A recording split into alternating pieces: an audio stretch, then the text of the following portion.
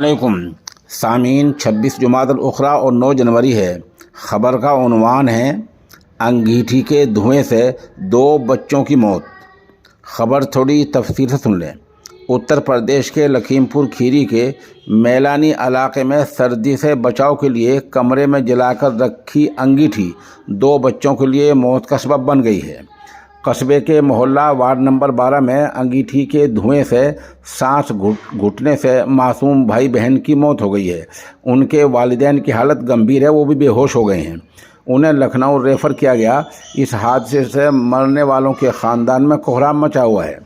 Melanie कस्बे के ward number 12 में रमेश विश्वकर्मा अपनी अहलिया रेनू और 2 बच्चों आशिंका 7 साल और कृष्णा 8 के साथ कमरे में सोए थे। उन्होंने सर्दी से बचाव के लिए कमरे में अंगीठी जलाई थी। कमरे का दरवाज़ा बंद होने की वजह से धुआं भरता रहा।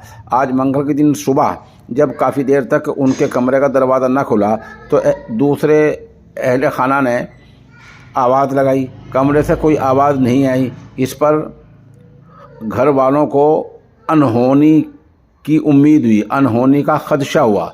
उन्होंने दरवाज़ा तोड़ा तो अंदर का मंजर देखकर दंग रह गए।